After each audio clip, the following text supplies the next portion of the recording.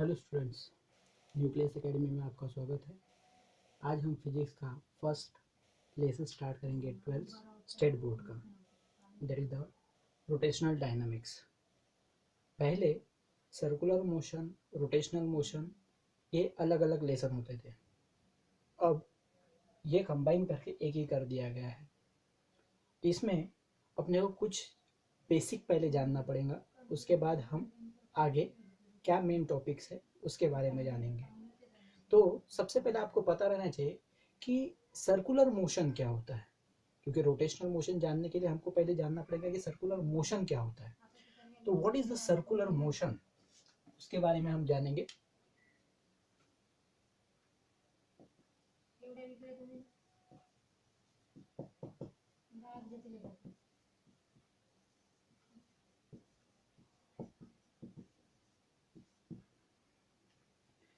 Circular motion इसे हम particle level पे जानेंगे।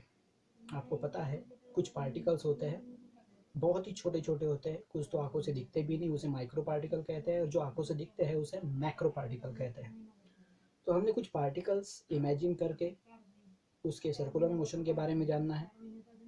तो अगर कोई पार्टिकल किसी सर्कुलर पाथ पे अगर गोल घूमता है, सर्कुलर पाथ के ऊपर अगर घूमता है, तो उसे ही हम सर्कुलर मोशन कहेंगे। जैसे कि अगर ये पाथ है और ये पार्टिकल अगर इस पाथ पे घूमते रहेगा तो उसे सर्कुलर मोशन कहते हैं। इस सर्कुलर पाथ का कोई ना कोई सेंटर होगा, और यहाँ से उस पार्टिकल तक का जो डिस्टेंस होता है, सेंटर से लेके पार्टिकल तक का जो डिस्टेंस होता है उसे पोजीशन वेक्टर कहते हैं, या फिर इसे रेडियस वेक्टर भी कह सकते हैं इन सर्कुलर मोशन।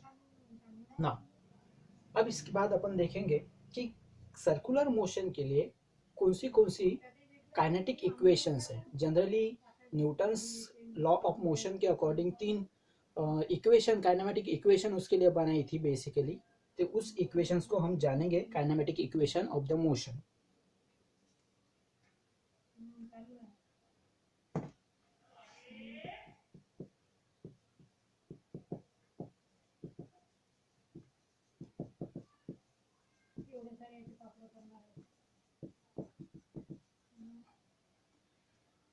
तो इसमें सबसे पहले हमको जानना पड़ेगा कि वेलोसिटी क्या होती है, इनिशियल वेलोसिटी क्या होती है, फाइनल वेलोसिटी क्या होती है। ये तो 11th में हमने वैसे भी पढ़ लिया था। जनरल मैं यहाँ पे कुछ बता देता हूँ। वैसे भी यहाँ पे हम v छोड़ो, पहले हम देखते हैं इनिशियल वेलोसिटी u को यहाँ पे हम इनिशियल वेलोसिटी मानेंगे।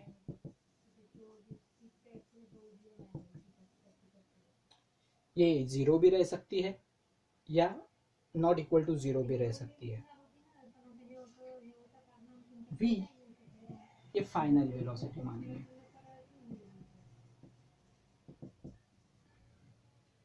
और यहाँ पे s जो रहेगा वो डिस्प्लेसमेंट या फिर लीनियर डिस्प्लेसमेंट हम मानेंगे।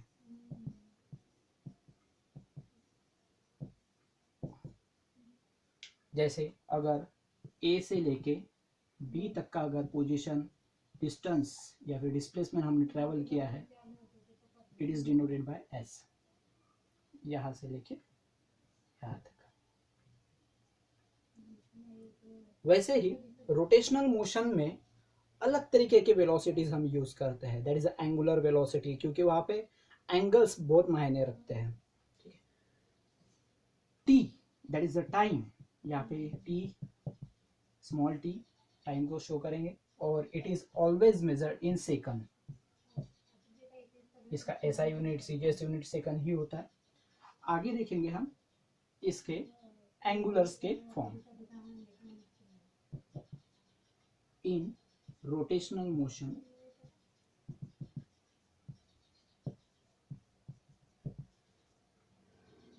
Omega naught is initial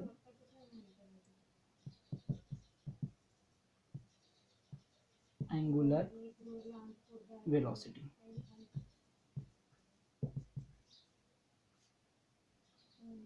omega is final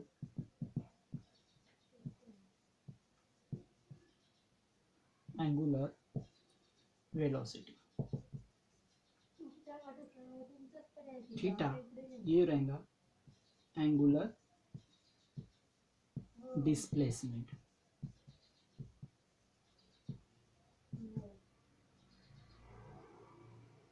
यहाँ पे अल्फा जो रहेगा एंगुलर एक्सेलरेशन।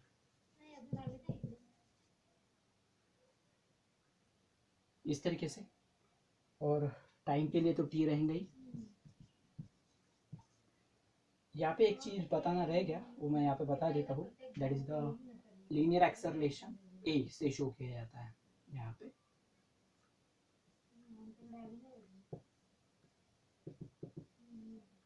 यहाँ पे हम वेक्टर फॉर्म में दिखाएंगे।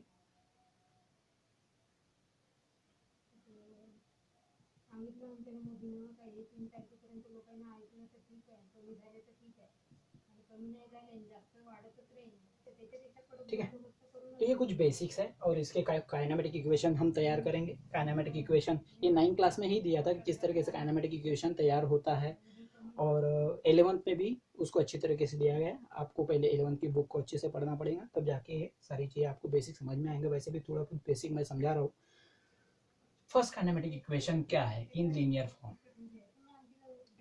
For linear motion. ठीक है, जैसे पहला v is equal to u plus at, that is the first kinematic equation. Second s equal to ut plus half at square. Third v square is equal to u square plus twice as, a linear motion के लिए रहेगा, और linear motion मैंने पहले ही आपको समझा दिया था कि लीनियर मोशन किस तरीके से होता है, किसे हम लीनियर मोशन कहते हैं। अब देखेंगे हम एंगुलर फॉर्म के लिए, एंगुलर मोशन के लिए। Now for angular motion, angular motion के लिए किस तरीके से काइनेमेटिक इक्वेशंस को लिखा जाता है। जैसे यहाँ पे v है, that is the final velocity, और यहाँ पे देखिए हमने फाइनल वेलोसिटी किसको, एंगुलर फाइनल वेलोसिटी क्या है, दैट इज द ओमेगा, और initial angular velocity omega naught. यहाँ पे इनिशियल क्या है, u। बस इसी को चेंज करना है, उस तरीके से एंगुलर मोशन के लिए इक्वेशन तैयार हो जाएंगे। जैसे कि पहला omega is equal to omega naught plus alpha T. दूसरा रहेगा यहाँ पे theta is equal to omega naught T half alpha T square. तीसरा रहेगा omega square is equal to omega naught square plus twice alpha theta. इस तरीके से इसका हमको यूटिलाइज करना पड़ेगा यहाँ पे, क्योंकि हम रोटेशनल मोशन पढ़ रहे हैं, तो सारी चीज़ें वहाँ पे सर्कुलर मोशन फॉर्म में ही घूमेंगी। बॉडी वहाँ पे सर्कुलर फॉर्म में ही घूमेंगे, पार्टिकल वहाँ पे सर्कुलर फॉर्म में ही घूमेंगे, किसी एक्सिस के अबाउट में घूमेंगे। तो उसके लिए हमको इस इक्वेशन की ज़रूरत पड़ती है। उसके अलावा हम यहाँ पे लीनियर मोशन के कुछ इक्वेशन भी देखेंगे, जिसको हमने पहले भी सॉल्व किया था। जैसे अगर हम देखेंगे कि वेलोसिटी क्या होती है, according to definition linear velocity that is the v velocity, v is equal to ds upon dt। इसके बारे में हमने पहले देखा था, rate of change of displacement with time. इसका यूनिट जो होता है, ये अगर यूनिट की बात करें तो मीटर पर सेकंड, ये इसका यूनिट रहेगा। उसके बाद हम देखेंगे एक्सेलरेशन क्या होता है।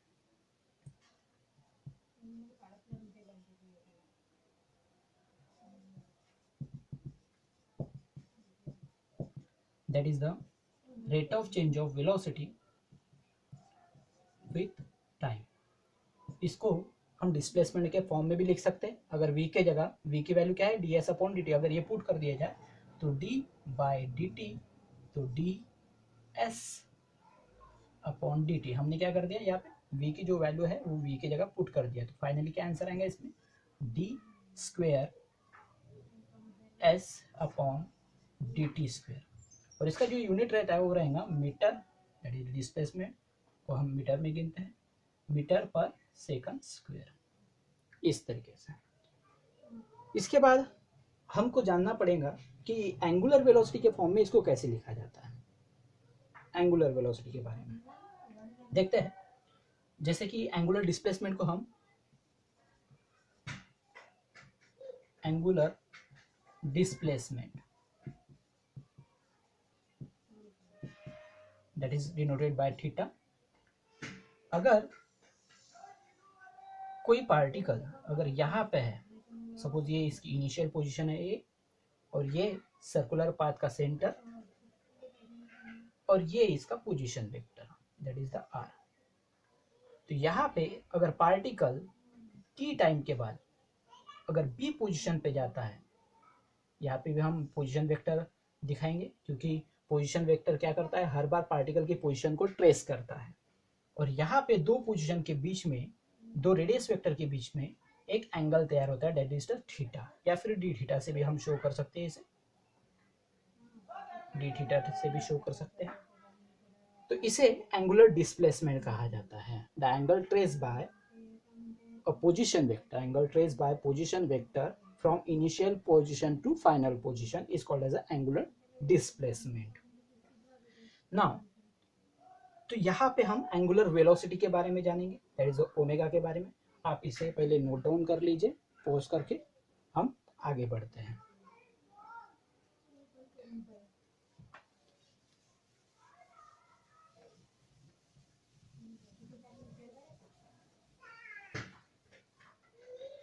आगे देखेंगे कि एंगुलर वेलोसिटी क्या होती है। अगर देखा जाए यहाँ पे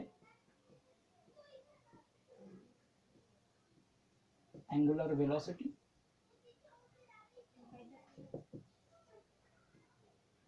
दैट इज द ओमेगा। जब जब ये एंगुलर डिस्प्लेसमेंट चेंज होगा टाइम के अनुसार, जब जब एंगुलर डिस्प्लेसमेंट चेंज होता है टाइम के अनुसार, उसी को हम एंगुलर वेलोसिटी कहते हैं, rate of change of angular displacement with time. उसका जो फॉर्मूला है that is the omega is equal to D theta upon D T, इस तरीके से। जैसे कि मैं यहाँ पे बताना रह गया कि इसका जो यूनिट होता है एंगल का, थीटा का जो यूनिट होता है उसे रैड या फिर रेडियन कहते हैं। इस रैड या रेडियन से इसको मेजर किया जाता है। तो यहाँ पे क्या यूनिट रहना चाहिए आप बताइए, यहाँ पे रहेगा रैड पर सेकंड।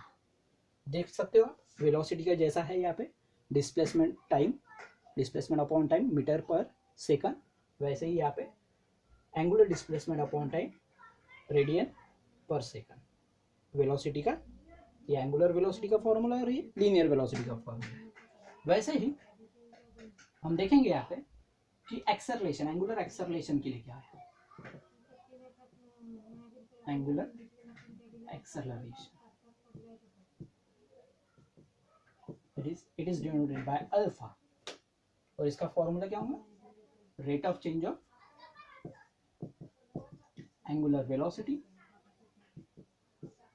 विद टाइम, और इसका जो यूनिट होगा रैड पर सेकंड स्क्वायर, इस तरीके से। अब ये जो होता है रोटेशनल मोशन पे अप्लाई होता है। और 11 में हम कुछ और भी बहुत सारी चीजें सीखे हैं, उसके बारे में भी हम जानेंगे। जानने की जरूरत नहीं क्योंकि ऑलरेडी आप पढ़ चुके हो। कुछ बेसिक जो जो समय के अनुसार जब जरूरत पड़ेगी तब उसका यूटिलाइज हम करेंगे।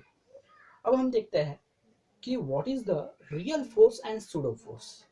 Pseudo force that is the imaginary force, उसे इमेजिनरी फोर्स भी कह सकते हैं। तो रियल फोर्स और सूडो फोर्स के कुछ एग्जांपल भी लेंगे, उसके बारे में जानेंगे। चलो देखते हैं कि रियल फोर्स क्या होता है। सबसे पहले हमको उसके बारे में जानेंगे, रियल फोर्स। रियल फोर्स के बारे में देखा जाए तो इसका एक फिक्स ओरिजिन होता है। अगर आप कोई एक बंदा है, और ये किसी फुटबॉल को किक मार रहा है, तो इसका मतलब यहाँ से उसने फोर्स अप्लाई किया, तब जाके ये बॉल जो है, ये बॉल जो है आगे मोशन करेगा, ये बॉल आगे मोशन करेगा। इसका मतलब इसके मोशन का ओरिजिन यहाँ पे था, तो इसका फिक्स ओरिजिन होता है, अपने को पता रहता है कि यहाँ से अप्लाई हुआ और यहाँ से ये आगे बढ़ेगा। That is the real force, जिसका ओरिजिन अपने को पता रहता है। ठीक है, अब हम बात करेंगे सूडो फोर्स की, that is imaginary force. Pseudo force के बारे में हम देखेंगे। इसे इमेजिनरी भी कहते हैं।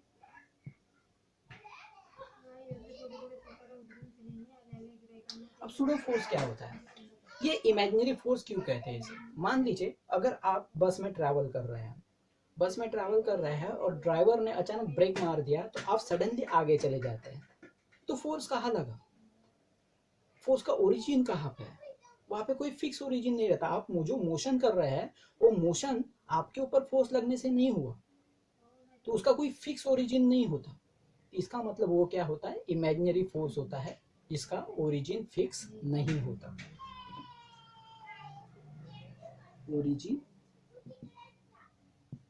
इज नॉट फिक्स्ड, इस तरीके। तो इसके बहुत सारे एग्जांपल हम दे सकते हैं, रियल फोर्स के भी और सूडो फोर्स के भी। अगर आप कार से ट्रैवल करते हैं, कार से ट्रैवल करते समय अगर कार लेफ्ट में मुड़ रही है तो आप राइट में हो जाते हैं, वो भी एक सूडो फोर्स है। रियल फोर्स में अगर हम कोई चीज़ को उठा के फेंक देते हैं तो वहाँ पे अपने को फोर्स अप्लाई करना पड़ता है, मतलब वो ओरिजिन होता है, तो उसका फिक्स ओरिजिन अपने को पता रहता है। यहाँ पे ओरिजिन फिक्स होता है।